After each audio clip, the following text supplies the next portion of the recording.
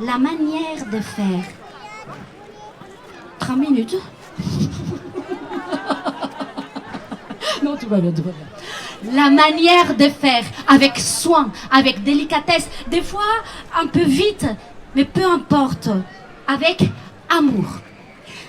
J'ai demandé, j'ai continué mon enquête pour savoir qu'est-ce que c'était l'art de la croûte. Je vais vous lire quelques petites perles. Alors, Enora, est-ce que tu peux me donner une bière? Mais c'est un alcool, hein? Mais oui, parce que mon artiste, il a arrêté de boire depuis 3 jours. Est-ce que tu peux me l'ouvrir, s'il te plaît? Merci. Alors, c'est très gentil, merci. J'aime pas du tout, mais c'est pas grave, ça fait placebo.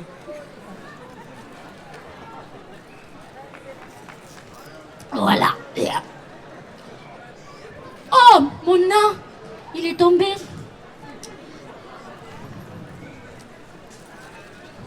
Donc, la manière de faire, mesdames et messieurs. Voici quelques exemples de la manière de faire. L'art de la croûte, c'est l'art de gratter des feuilles blanches qui n'ont rien demandé. C'est joli ça, hein? Sinon, l'art de la croûte, c'est l'épreuve suprême des réalités entre un rouge bordeaux et un bleu casquette de Glauda. L'art de la croûte, c'est la manière de croquer les pains avec sensualité. Sensualité, ça veut dire comme ça.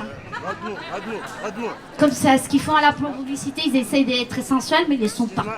C'est des stéréotypes qu'on te met dans la tête, toi surtout que tu es une petite fille, pour après, tu vas conditionner ton structure intérieure, comme ça tu vas répéter des choses que ta mère, ta grand-mère, et bien avant toi, ils ont fait, tu vas même pas te rendre compte parce que tu penseras que tu es libre, parce que tu peux mettre une mini-jupe et que tu peux aller à l'université.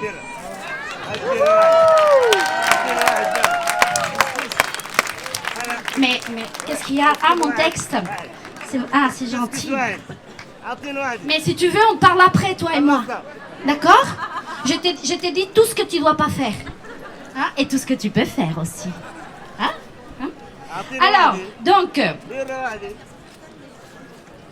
Ah non, je suis sur pêche tradition. Non, c'est pas ça, ça on l'a déjà dit, non? Je vous ai déjà dit? Hein?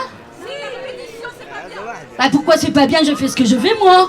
T'as payé toi ici pour être ici devant moi? Bon bah alors. Attends, déjà je me donne à faire le ballon. Bon, j'ai continué. Donc j'étais l'art de la croûte, on l'a déjà dit. Au revoir. Au revoir Hugo. Je t'ai noté, hein? Bah bon, mais tu vas avec une jolie fille, peut-être que... Gnaka la cigala. Bon, si c'est pour ça... C'est Hugo, il est très gentil. Elle l'a rencontré au Triton à 3h du matin. C'est pas vrai, mais c'est un peu vrai.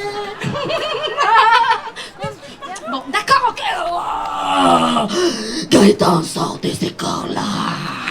Elle veut pas que je vous dise des choses que je ne peux pas vous dire. Bon, alors j'en étais où? Oui, ok, j'arrive. Alors...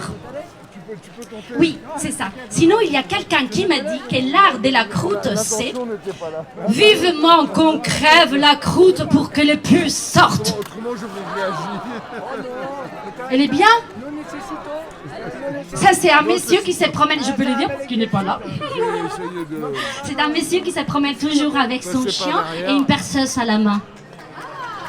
Ah, vous avez repéré, hein? On voit qui sont les habitués. Hein. Alors, une autre, celle-ci, elle est très très très belle. En tout cas, je l'aime beaucoup. C'est quoi l'art de la croûte? L'art de la croûte, c'est l'acide désoricive nucléique. Ou tu l'as dans les veines, ou tu ne l'as pas.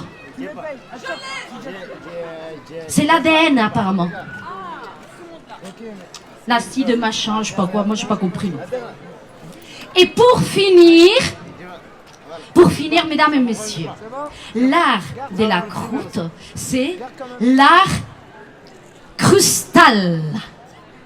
Yes, l'art croustal, mesdames et messieurs.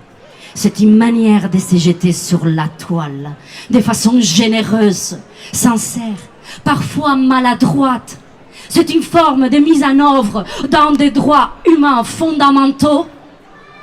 La liberté d'expression. Combien de tours la fois au tour? Combien de tours, combien des années? Je vais me vieillir encore. Aïe, aïe, aïe, aïe, aïe. On va avoir 32, 33. Ouais, ça a démarré en 90, donc faut compter. Hein. Oui. Et pourquoi? Quoi? Pourquoi? Il faut bien se montrer. Il faut bien que les peintres trouvent une place pour se montrer.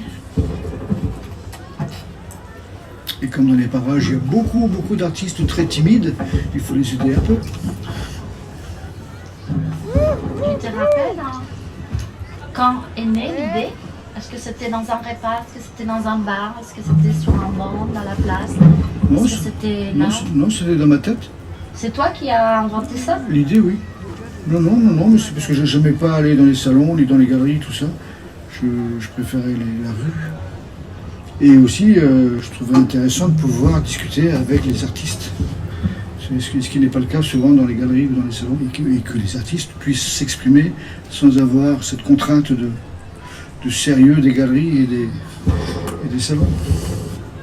La foire, quoi, la foire. La foire. Oui, il y a quelque chose de la foire.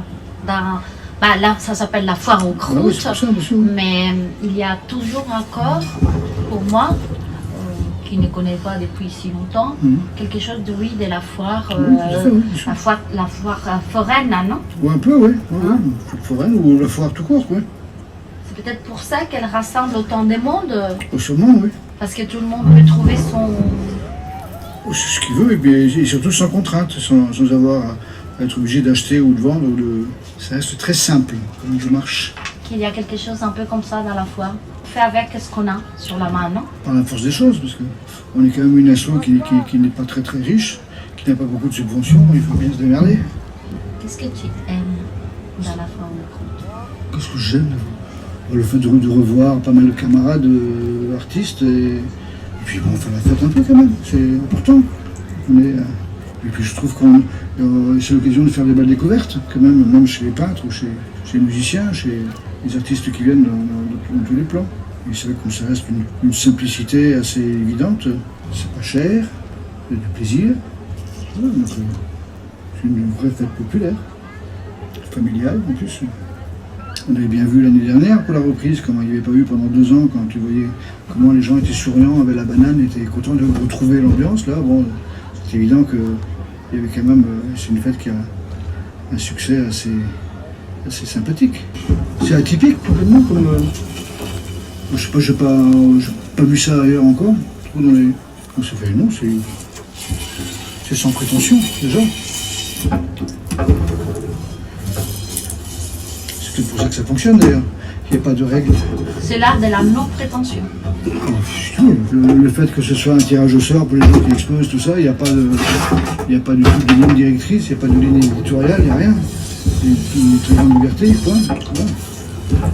On ne dit pas aux gens, bon, cette année on va travailler sur le thème du nucléaire par exemple, ou d'autre chose, mais non, c'est chacun fait ce qu'il veut. C'est quand même un bel ensemble de libertés en général. Tu peux me raconter une perle? La première année, c'était assez laborieux parce qu'on avait voulu bien faire les choses et on n'avait pas prévu un peu les aléas que ça allait provoquer. C'est-à-dire on avait dû faire un repas un repas de quartier quoi, pour les gens du coin, mais en faisant l'erreur de préparer. Je crois qu'il devait y avoir 3 plats à base de poisson, je crois. Et il y avait des moules d'ailleurs, je crois. Et puis du poisson et puis 3 plats chauds, je crois en plus. Enfin, et seulement faire ça pour 60 personnes sans matériel, ça avait été assez galère. Parce que je crois qu'on a voulu faire un repas de 100 personnes, comme ça quand même, sous chapiteau. Mais alors, on n'était pas aussi équipé que maintenant, quoi. C'était vraiment des araignées, ça s'appelle ça, des réchauds à gaz, et puis avec très peu de matériel. Mais ça avait été assez cocasse. Mais bon, les gens étaient patients, mais ça avait fonctionné quand même. Moi, c'est vraiment les débuts, c'était du n'importe quoi. Et la première année, il faisait tellement chaud, les gens étaient partis à la plage, donc il n'y avait pas grand monde. Mais bon, on a tenu. Oh oui. Et là, c'est les jeunes qui prennent la relève. Eh oui, les vieux se reposent. On va essayer de se reposer. C'est important ça, non qu'il y ait... Bien sûr, oui, bien sûr. Comme pour tout, hein. On verra bien. Ça évolue tellement vite, je sais que ça verra bien. Merci, Lauda. Je fais ce coup.